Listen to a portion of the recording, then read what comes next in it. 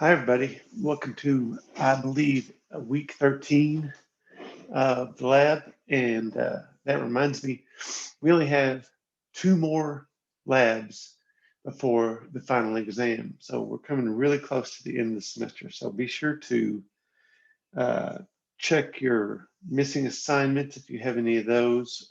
Try to get those in and let me know if you have any questions about anything. As a reminder, just briefly, the final exam only covers everything after the midterm. Okay, so nothing before that will be on the final exam. All right, so let's get into this week's plant kingdom, leaf identification, photosynthesis. All right, so just plant cells in general, well, plants in general are all photosynthetic, multicellular organisms. Okay, so uh, plant cells are eukaryotic cells, just like animal cells are. And they had the nucleus, they got these organelles inside, and they have a cell wall that is more rigid than our animal cell wall, made of cellulose, and that helps provide structure for the plants. Just also some general background. There's 10 divisions in the plant kingdom, and they're all separated into two categories. First category is bryophytes, which is your non-vascular plants, and we'll get into some details on that. And then tracheophytes, which are your vascular plants. Okay, uh, these 10 divisions, really, bryophytes contains one of the divisions, and the other 9 are under tracheophytes. So tracheophytes, your vascular plants, most of the plants you're going to see today are going to be vascular. And that just means they got this root system and it has these tubes that carry nutrients to and from the leaves and roots. Okay, vascular tissues. All right, so the best example we have of a bryophyte is a moss. And you've seen moss before. Moss looks like a small little green uh, carpet kind of growing on in damp places, rocks, soil, and things like that. And one of the reasons these plants are so short is they don't have this vasculature. They're bryophytes, so they don't have this tubes to carry nutrients from the roots to the leaves and back and forth. So they pretty much are restrained by that in their height. Now, one thing you'll see is, so on the right here, we've got just kind of a green mat moss growing. And then on the left, when these things start to reproduce, they'll shoot up these little stalks above the green mat, and that's where the spores are, and they'll release the spores there. And you can see the whole process up here. But I don't want to get too much into the sporulation part of it, other than the sperm for these requires water to swim. So these guys, that's another reason they're pretty short. And they're also damp if you feel one. If you see a dried out moss, it's not doing too well. So, all right, so let's talk about the rest of the plant kingdom, which are all tracheophytes. And this means they have this system of internal tubes to move water around the plant itself, roots to leaves and back again. The most primitive ones we're going to see are seedless plants, and they also require this film of water to move their sperm cells in. But the ones we're going to look at are ferns and horsetails. These are your primitive tracheophytes. So ferns, you're pretty familiar with ferns. I'm sure when they're growing up, they have these little fiddleheads as the fronds unfurl, and they tend to grow in shady environment. And on the underside of a leaf, when the plant is sporulating, you will see these spores, these little pockets of spores, and it's called sori, that are underneath the leaf. And this is where the spores are, and they get released into the air and spread. Now, the other tracheophyte that we were going to talk about, we had the two primitive ones, so the ferns and the horsetails. And both these have been around for hundreds of millions of years. The horsetails were really common about 300 million years ago. But now there's only one kind that exists, and these can grow up to not very tall, maybe like 3 to 5 feet, whereas the ancient ones could be 30 to 50 feet tall, 10 feet wide. So you can see there's a huge difference in what we have now. And these guys, they kind of have these little joints you can see, and these joints and stems have silica in them. And that's pretty much all you need to know about those. Okay. So I want to briefly, before I get into it some more, is go over what we're looking at here for the plant kingdom. So we start out plant kingdom, bryophytes and tracheophytes.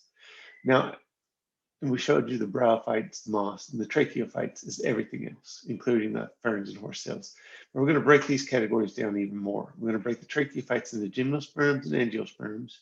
Then we're going to break the angiosperms into monocots and dicots. So I wanted to have this so you kind of see the path that we were following along so you wouldn't be too lost. All right, so gymnosperms. So these are seed plants. And these are the earliest seed plants that we know of. The sperm and egg are enclosed in this protective structure, the seed.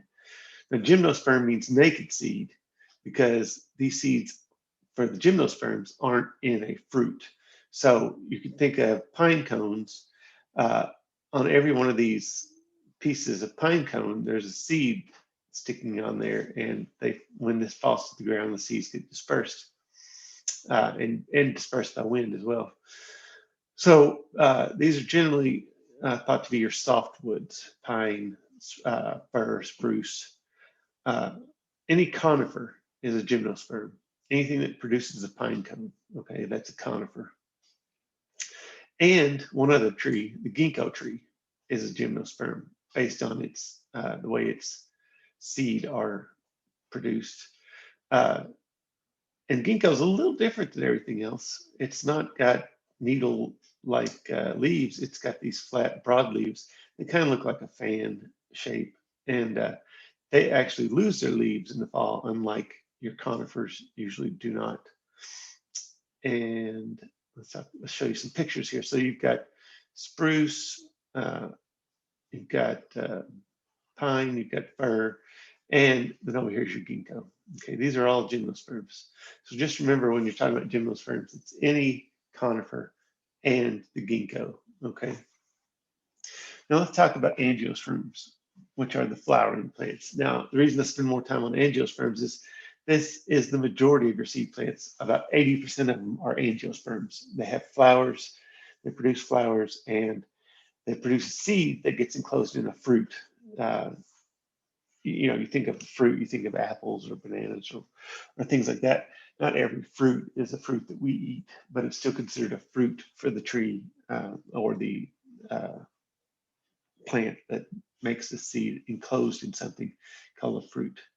All right, so these guys all have flowers. That helps increase their pollination efficiency. And having the fruit around the seed helps protect the seed and aid it in seed dispersal. We'll get into that some more later on, but if you have a fruit that's maybe edible by an animal, then that animal is going to eat it, go somewhere else, and then excrete the seed into some nutrient-rich feces, and there the plant can grow. Almost all of our food and fibers we use are made up of angiosperm plants. Trees in this group are considered your hardwoods: oak, maple, things like that. And so I mentioned earlier, we can divide this angiosperm group into two subclassifications: monocots or dicots. Okay, so let's talk about those. You've got your dicot on the left here and your monocot on the right. So a good example to think of for dicot, I like to think of, it's in the dicot seed is really two, what you call cotyledons, so two parts to the embryo. So if you eat soybeans, or who's going to eat soybeans? But if you look at a soybean or even peanuts, that's a good example. Peanuts. If you eat, dry roast peanuts, those peanuts usually fall into two pieces that are like split down the middle, and that's because that is a dicot. So it's got two cotyledons, whereas monocots is a single cotyledon. All right, so good monocot, and one picture here to think of is corn. It's a single seed. On that ear of corn, those are all individual corn seeds, and those are monocots. All right, so another difference between the two is dicots, they usually have 4 or 5 floral parts in their flowers. So if you count the floral parts, it'll be 4 or 5 or multiples of that. Whereas your dicots are usually 3s or multiples of 3s. All right, that's an easy way to tell if they're blooming, which one's which. Also, the leaf veins in a dicot, it's this net like spreading of the veins, whereas in monocots, it's more like parallel lines. And this is a really good example. The corn leaf has these parallel lines, but say a bean leaf would have this net-like array. The pollen as well is different. The pollen grains in dicots, you'll see basically three pores in the pollen grains, whereas in monocots, you only have one. And then the vasculature is different. So the vascular bundles in dicots they're bundled, but then they're in a ring around the stem, whereas your monocots, it's just not randomly, but they're like distributed evenly throughout the stem. So there's no bundling, and it's not really, a ring at all, just kind of in there. All right. So if you're going to, on an exam, I would ask you, give me, 3 differences in monocots and dicots. Number 1, do not say dicots have 2 cotyledons and monocots have 1 cotyledon. I think the name implies that, so I don't, and I usually say not for you not to use that as one of the differences because that's too obvious. But all these are up for grabs. There's also other differences I'd like to point out as well. So here's another example of the same thing. You've got the monocot on the left here and the dicot on the right, so don't get that confused. But the roots are different between the two. So for monocots, it's more of a fibrous root.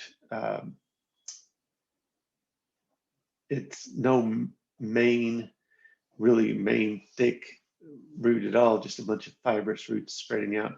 Whereas in dicots, you'll have a main tap root, we call them, some little hairs coming off that. Okay, a good example of a dicot would be, say, a radish or a carrot, because those two things are the part we eat is actually the tap root for that plant. All right. Now here's a picture on the right of what these things look like as soon as they sprout. Your dicot, it'll have 2 leaves in the initial sprout, the seed leaves, they call them. Whereas your monocot, it only has 1. And it's kind of hard to tell here, but the leaf starts about midway here, the green part, and goes up. All right. And I think most of the other things here are pointed out: parallel veins in the monocot, net-like veins in the dicot. All right. So those are some things to keep in mind when you're asked questions about that. All right, just in general angiosperm morphology, you can split the plant into 2 parts, mainly the root and the shoot. So root is anything below the soil, and shoot is anything above the soil. Whether or not it's monocot or dicot, they're both going to be split like this. And then you'll have, even in dicots, you may have a primary root. It might not necessarily be a tap root, but are in monocots.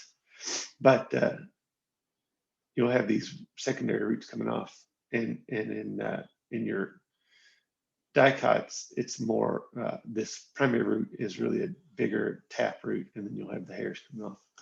So the top half here, though, this is important, especially for later on. We're going to use some of this information for identifying certain plants. So you'll see a leaf And everywhere that you have a leaf, you've got a bud at that juncture right there, okay? So if you see a leaf and with a bud, you know that's one leaf. And I'll talk about more detail the difference in simple leaves and compound leaves. So this is a particular leaf, is a simple leaf. So you've got the leaf here, which consists of the petiole, which is the stem part from the main stem to the leaf. What's the word? The flat part of the leaf, and then this is actually the leaf part out here. This whole thing is the leaf, okay? And then every leaf has, or every plant has its leaves may have different margins or edges on it, and you can that'll help you to identify what is kind of a plant it is based on leaf margin as well. So you've got the leaf in the bud here, and then you go up a little ways on the left-hand side here, you got another leaf in the bud. So that place between those two on the same side is called an internode. And where the leaf and the bud are is called a node, okay? Now this particular plant, the leaves are alternating. So there's one on the left, and then you go a little bit, there's one on the right, then you go a little bit further, there's one on the left.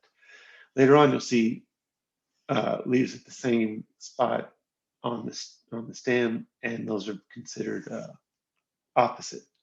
And I'll go into more detail about that as well. So let's talk just real briefly about leaf structure margins of leaves. So you have an entire is the smooth edge to the leaf.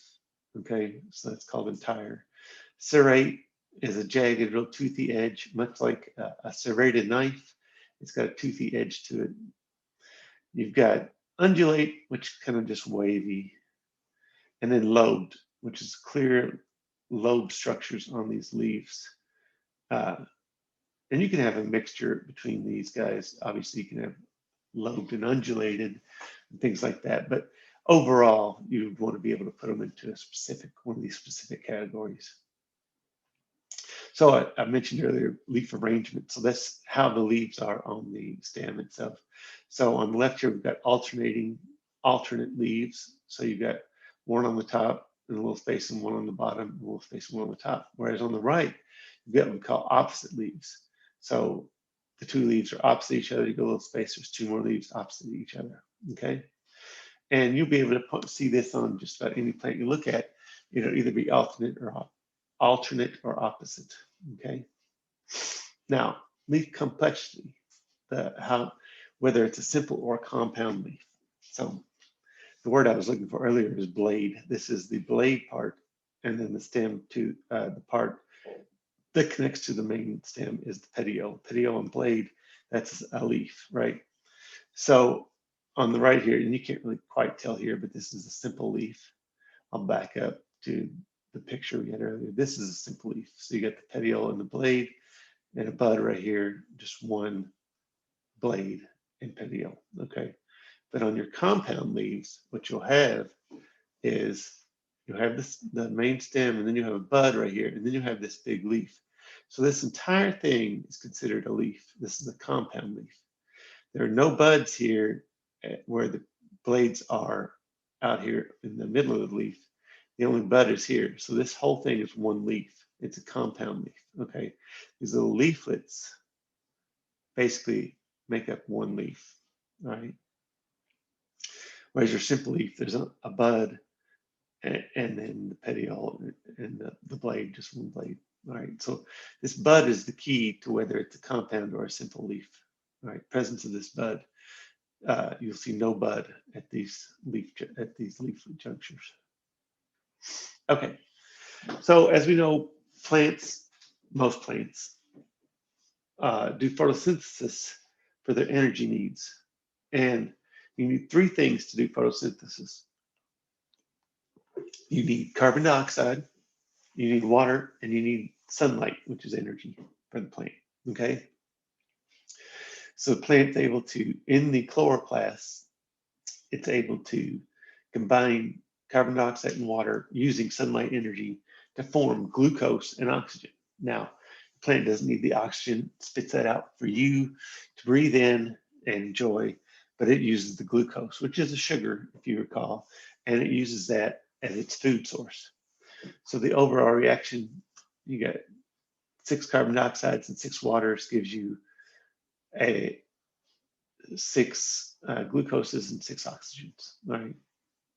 So this takes place in the chloroplast. This is why green leaves or green plants are green, is because these chloroplasts, they're this color because they absorb sunlight at a certain wavelength and uses that sunlight to power this reaction, convert carbon dioxide and water into glucose and oxygen. All right. But just remember, you have to have all 3 of these things: carbon dioxide, water, and sunlight for photosynthesis to take place in the chloroplast. Okay. So there's a nice activity that we would do in the lab if we were in the lab. And this activity is a way that we can measure photosynthesis indirectly. Okay. So we can measure how much, not specifically, but generally how much photosynthesis is taking place based on how much carbon dioxide is taken out of a solution. Okay. So the more carbon dioxide is taken up, the more photosynthesis is taking place.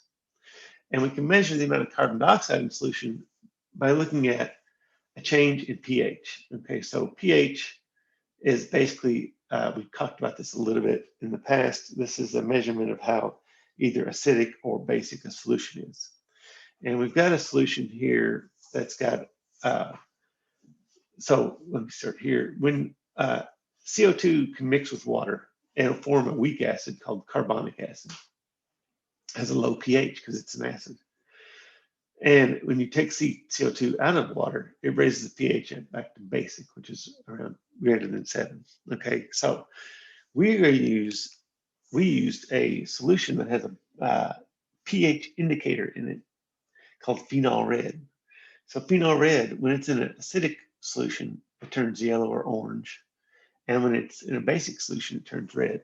Okay, so here you've got a basic solution on your left. It's reddish pinkish kind of. And a more acidic solution on the right. It's a little slightly more orange. It's not completely orange. You can make this completely orange if you put enough CO2 in here.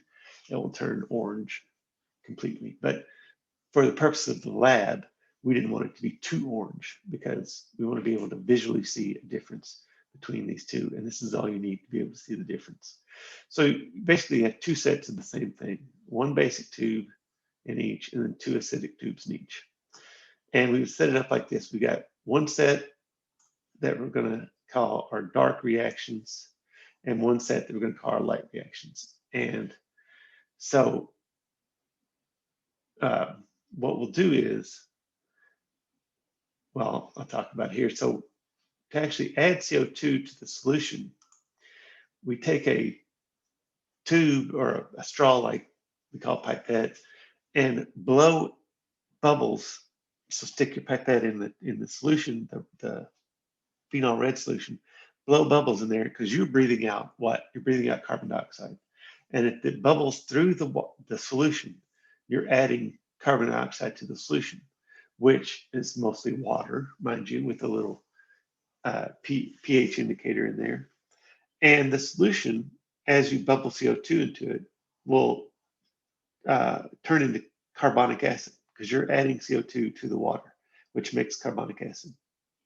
And so as you add air, your CO2, to the solution, it'll go from red to an orange, okay? And like I said, you want to stop when the orange is this. So here's your red and here's your orange, basic versus acidic, okay? So then we've got this plant, Elodia, which grows in water normally. And we can take this and put it into, it talks about red orange. Don't let that confuse you. When it says orange, we're talking about the acidic tubes. We can put in one of these acidic tubes, in each one of these sets, we'll put a sprig of this Elodia into each one of these. Okay, so you'll have a red one and an orange one And then you see the green sticker here. This one has the plant. It's an orange with the plant. A red, an orange, and an orange with the plant. Okay, so one set's going to go in the dark, and one set is going to go in front of a light source that we have a lamp. Okay, so remember what we need for photosynthesis to take place. You need light, carbon dioxide, and water. So these two acidic tubes in each set both have carbon dioxide and water, but only one of these is going to get light put on it, and that's the tubes that we call the light tubes here on the right.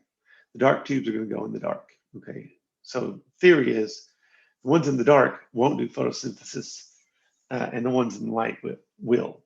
Okay, so you put that plant in there and check it after 45 minutes and see if there's any changes. And what you hope to see is the following. So in the dark tubes, you remember you have your 3 dark tubes. You got the orange and red, and then the orange with the plant in it, okay? And that one, you see no change, okay? Same setup, but in the light, the orange tube with the plant in it goes from orange back to red. Now, what's the difference here? Obviously, one's got light and one does not. But what we're seeing is you're seeing the plant in light. So in the presence of carbon dioxide, water, and light, it can do photosynthesis. And so if it does photosynthesis, it's taking up the carbon dioxide out of the solution. Therefore, it's making it less acidic because it's turning the carbonic acid back into water and taking up the carbon dioxide. So it's pulling the carbon dioxide out of solution. So it's going back from this acidic orange back to the red. Now, we have only 2 tubes, one in each group that has a plant in it. See the yes and yes here.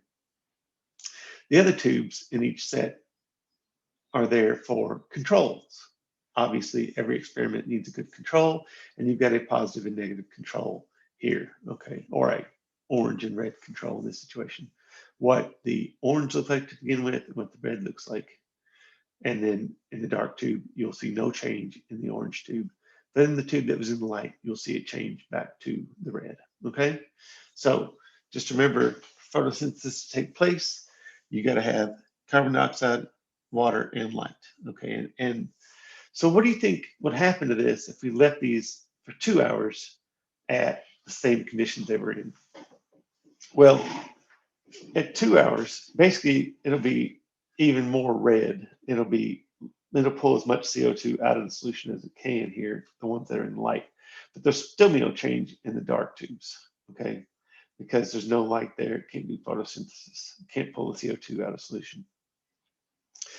And what if we then in turn took these tubes that were in the dark and put them in the light? Well, then you'd see the same reaction take place that took place in the other set that was in the light. It would start doing photosynthesis and it would go from orange to red, okay?